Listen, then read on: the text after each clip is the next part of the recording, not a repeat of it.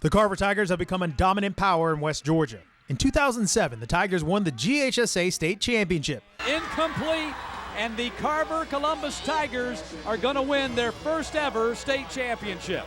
14 years later, the Tigers finally reached the state title game once again. However, they fell short of their ultimate goal and lost to the Benedictine Cadets 35-28. That wasn't their only loss. After 4 years of building the Tigers back up, Corey Joyner stepped down as the Carver head coach. The sun set on that era of Carver football.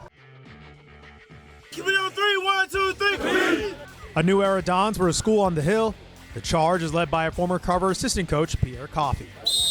Coach Coffey had plenty of success at other schools, including Carver's in-town rival, Spencer High. So why did he agree to come back to Carver? Carver's always been home for me in Muskogee County. I mean, when you start talking about leading one of the top programs in the state of Georgia, a program that has such rich heritage and lineage, I mean, this is the place to be. Coach Coffey has had a touch for rebuilding programs, but taking over a powerhouse like Carver is a different mission. The plane is taking flight, and we're just trying to direct it back to a state championship. The captain of this ship might be different, but there are some similarities between Coach Coffey and Coach Joyner. You got to do your job, son. Honestly, they're similar in their antics and the ways they run things. Very disciplined, tight ships, disciplined team, preach discipline and hard work. He has his own flavor, his own spin to it as an individual, as a person. But they're pretty similar in the way the team operates and the expectations. The expectations haven't changed at all. One of the most important ingredients in Coach Coffey's plan with the 2022 Tigers is bigger than just building up football players and a winning program. I'm really big on building a family atmosphere, and that's from the top down, even with my coaches, all the way down to the football players. Just understanding that this is a brotherhood and this is a family. We go out and we work together, we sweat together, we're gonna commune together, and at the end of the day, we're gonna go out and we're gonna play other people and fight together. So this is a family.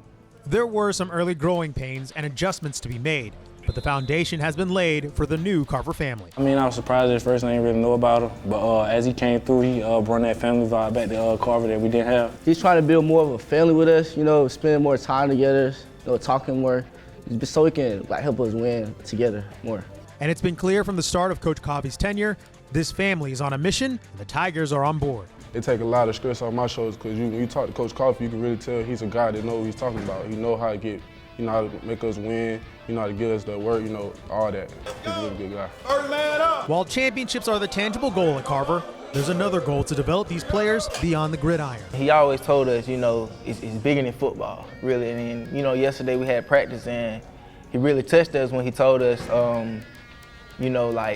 it's not about football, it's about, making you a man and becoming a man in life. The combination of a family atmosphere and elite expectations on campus has bred new confidence with the Tigers. Like last year, I know we can win state.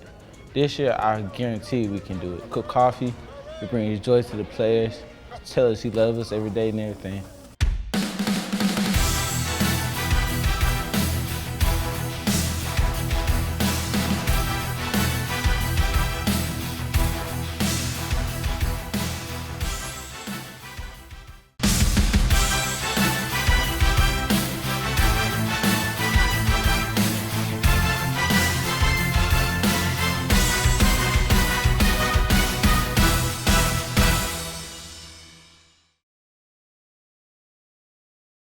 American author John Maxwell said, "Change is inevitable. Growth is optional." There are plenty of changes on the Carver Tigers football roster. Key members from last season's team have moved on, like dual threat quarterback DJ Riles, who moved on to Middle Tennessee State, and explosive running back Jaden Flip Creedle. So how do you replace playmakers like that?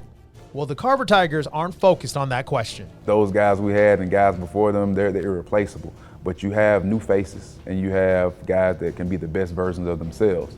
And collectively, we can get the job done together and get accomplish the all-time goal, which is to play for a state championship and win it this time.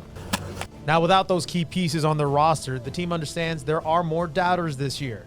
That doesn't bother them either. A lot of people down us this year, just off of how many people we lost last year. They say we're not gonna be the same.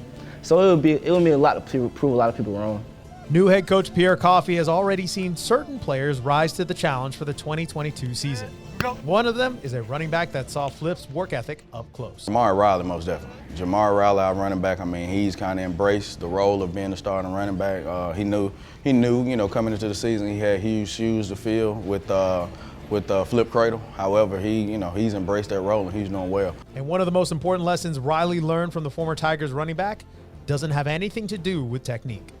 Oh man, energy, just the way he held things, you know, like leadership he had, you know, and it kind of inspired me to, you know, want to be better than him because, you know, we always used to go at it, you know. Get fast!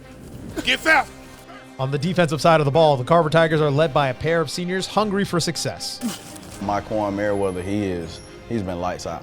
Him and Darren Reed, you know, and Darren Reed has all the, you know, stars and the accolades, and Quan, you know, he has some lower level offers, but he has embraced it, and he's done a really good job of trying to carry that legacy on. The legacy of Carver football can be a lot to carry, and it's not meant for everybody. It's very demanding. You got to live up to that standard because we can't let them fall off because they known for winning, so we got to keep winning. It's very important. It's a tradition here, and I love the tradition that they got here. Because we tell everybody's not a Carver Tiger. Because it does come with some pressure. It does come with expectations, a little extra, just because we are the best. You know, we've been the best traditionally, and every year is a new fight. Everybody's gunning for you. With a target that big on their backs, more leaders have stepped up to ensure everyone is on the same page. Last year, like I was playing, like I was starting, but I was playing with, you know, Antonio Watts. You know, we went to Louisville. So, you know, it's my turn, like, to be a leader, you know, lead these other guys. Playing behind this group, it really showing me how to be a leader so I can have everybody else follow in the line because you just can't have, like, a group of juniors. You got to have a group of juniors and a group of seniors, you know, keeping the team together. The main focus is on the season, but the players also understand that success at Carver can lead to success after high school. You always dream about that and going to the next level. And, you know, Carver really the place to be if you want to go to the next level in the city. New leaders are in place. There's a new vision under head coach Pierre Coffey, but the overall goal remains the same. I believe we'll be back to the state championship, and we'll take it home this time. 1, 2, 3. Nice one.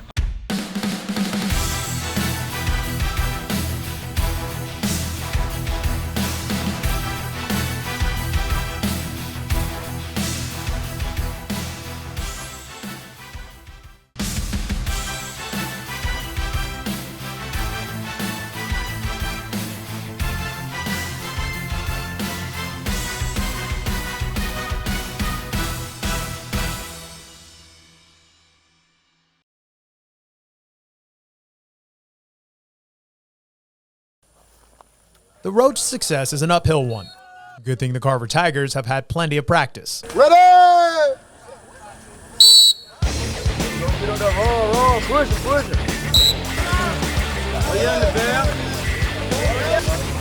Hey, don't stop! They call Carver the school on the hill. Well, the Tigers have gotten familiar with that hill. If it seems the coaches are coming up with drills to push the limits of their players, you would be right. It's extremely fun developing these practices and pushing the guys to their limit. So by the time the season comes or the games come, they're well ready, they're tested. That's not the first time they've been in fire. It's not the first time they've been tired or exhausted, felt exhausted, and they know how to push through it. Just stand up and walk away. There you go, come on. By expanding on that limit, the coaches know their players can handle the pressure of the season. Never a time when you see guys just kind of put in an autopilot because they know that the next guy's up. So they're constantly competing every rep, every day, every moment of practice. So that's how you create that, you know, that championship culture when you have guys that's going to push each other. It's a tall task to overcome, but the team has bought into the coaches' challenges at practice. It's been intense, but, you know, at the end of the day, you know, when you lay down, you go to sleep, and you wake back up, you're doing it for a purpose. And the purpose is get back to the state championship or get to college or just to be successful with football, period. I'm fine, you got to push up the hill, baby. The pressure at practice has also allowed new leaders to step up. Leading by example has been a priority for this team, and most importantly, to get everyone on the same page. Leader is like the most important person on the team. People that chase the attitude of the bad people, gets everybody straight. My expectations is to like help everybody be able to play on the same level. You know, preach it to other guys. Like, cause me, I like to get a lot of work outside of practice. Like if everybody does that, we'll be elite. You have a guy, a leader or leaders that hey, it's tough, and they're not front running. What I mean by front running is they're not leading when it's convenient, but when the stacks are stacked against you, that's when you want to see what you're made of. When guys will be vocal, when guys will give their all.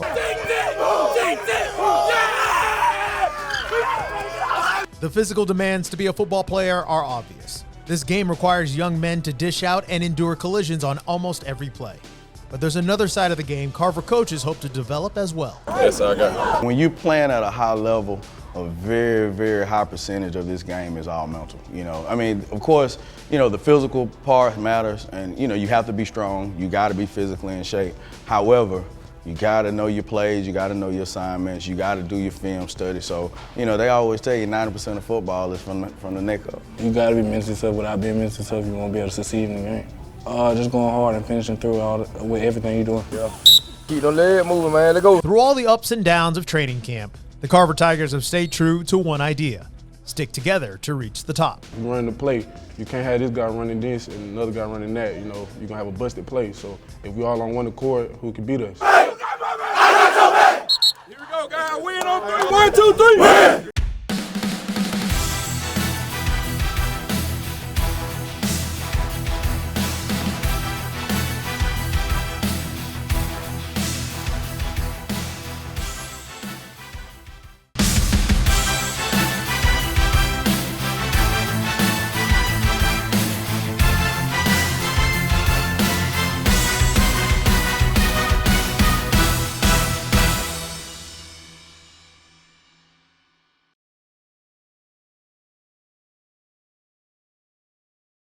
Every team hopes to achieve greatness. Fewer teams have it as an expectation. According to Carver principal Chris Lindsay, there are 3 expectations for the Tigers. They expect them to have good sportsmanship, they expect them to be extremely disciplined, and they expect them to win. I've heard that multiple times. Hey, coach, we got your back. You got whatever you need. Let's just win. The Carver faithful will always support their team, but even they expect a long football season. The regular season crowd in attendance is nowhere near what it is when they get to the playoffs. And on top of that, the playoff games, I know we did all 4 games on the radio, Thrifty and I. The crowd gradually got bigger and bigger, as if to say the regular season is nothing. And even the early rounds of the playoffs are nothing. We expect this team to go to the state playoffs. Carver's recent success could qualify them as a high school powerhouse. That wasn't always the case. DJ Jones, currently the CEO and co-founder of Sports Visions, had a long football career. He was part of the 1980 University of Georgia national championship team. In 1984, Jones was drafted by the Green Bay Packers. But before all of that success, he was a Carver Tiger. But there wasn't a lot of winning for the school on the hill. In 1980, when I came out of Carver as a senior, for the 4 years that I was in school, my freshman, sophomore, junior and senior year, we didn't win 10 ball games. However, I was able to excel and was able to take advantage of some opportunities that I had. And fortunately for me, I was able to sign with Georgia. Those days were long gone when head coach Corey Joyner arrived. Under Coach Joyner, the Tigers averaged 10 wins a season, but after he resigned, Principal Lindsay had to find his replacement. When it comes to choosing a coach, qualities that I look for are qualities that I've seen in 2 people.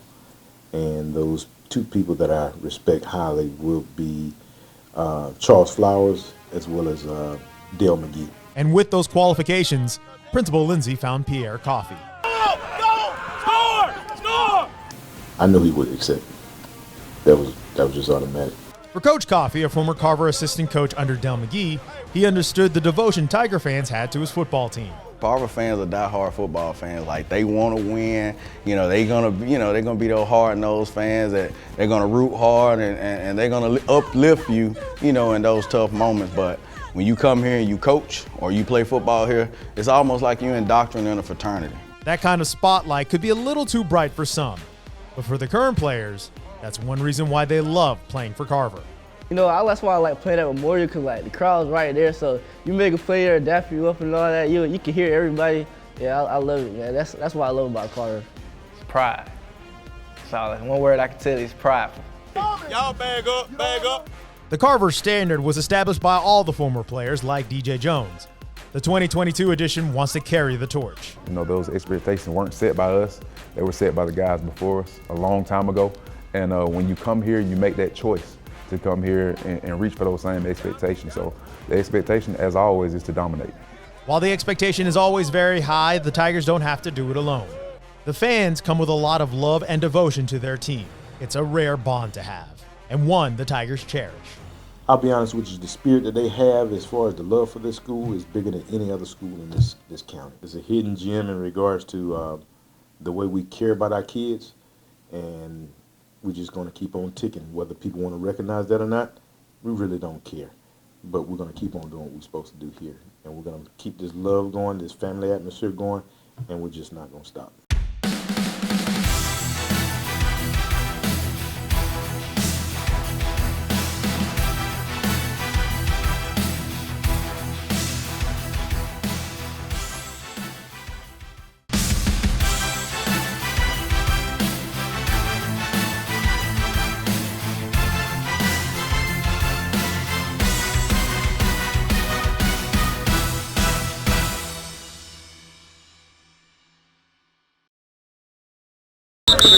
What is the definition of success? Throughout a grueling training camp full of practices like this,